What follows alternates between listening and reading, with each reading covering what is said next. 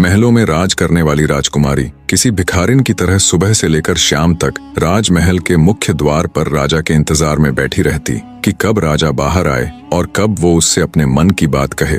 इसी तरह बेचारी राजकुमारी के 3 दिन गुजर जाते हैं। वो सुबह आकर राजमहल के द्वार पर बैठती, पूरा दिन राजा की एक झलक का इंतजार करती और शाम को थक हार कर उदास मन से वापस सराय लौट जाती। पर उसने हिम्मत नहीं हारी। आज उसका चौथा दिन था जब वो बेचारी उदास मन से राजमहल के द्वार पर बैठी हुई थी। तभी राजमहल का मुख्य द्वार खुलता है और घोड़े पर सवार राजा धर्मपाल राजमहल के बाहर आते हैं। राजा को देखते ही फुर्ती के साथ राजकुमारी तारा उनके घोड़े के आगे खड़ी हो जाती है और कहती है, हे राजा महाराज, बहुत दिनों से मैं आपका इंतजार कर रही हूँ। मुझे आपसे कुछ बात करनी है।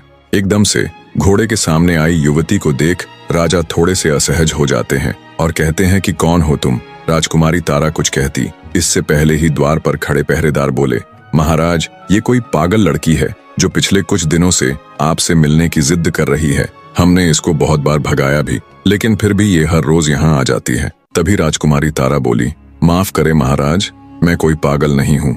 मैं तो एक दुखियारी स्त्री हूँ जो बड़ी उम्मीद लेकर आपसे मिलने आई हूँ। राजकुमारी की बात सुन राजा बोला, सुनो लड़की, अभी तो मैं किसी जरूरी कार्य से बाहर जा रहा हूँ। तुम कल इसी समय राजदरबार में आ जाना। कल तुम्हें अंदर आने से कोई नहीं रोकेगा। इतना कह राजा धर्मपाल वहां से चले जाते हैं। राजा से आश्वासन मिलने पर राजकुमारी वापस सराय चली जाती है। अगले दिन राजा के कहे अनुसार जब राजकुमारी तारा उनसे मिलने के लिए आती है तो पहरेदार बिना किसी रोक टोक के उसे अंदर जाने देते हैं। महल के अंदर आते ही राजकुमारी तारा की नजरें हर जगह राजकुमार अभिमन्यु को ढूंढ रही थीं, पर वो उसे कहीं भी दिखाई नहीं देता। राजकुमारी राजसभा में चली जाती है। जब वो राजसभा में आती है तो एक काली कलूटी बदसूरत सी महिला को देख राजसभा के सभी सदस्य बड़ी अजीब नजरों से उसे घूर रहे थे। राजकुमारी तारा राजा धर्मपाल के समक्ष जा उन्हें हाथ जोड़कर प्रणाम करती है।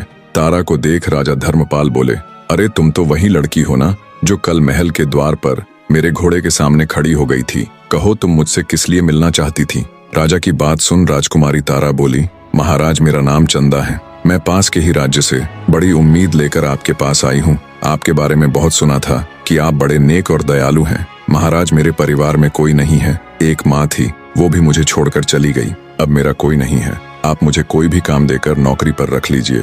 तारा की बात सुन राजा धर्मपाल ने एक बार उसे गौर से देखा और बोला, मेरे पास नौकरों की कोई कमी थोड़े ही न है जो मैं किसी दूसरे राज्य की बदसूरत सी दिखने वाली लड़की को अपने राजमहल में नौकरी पर रखूंगा।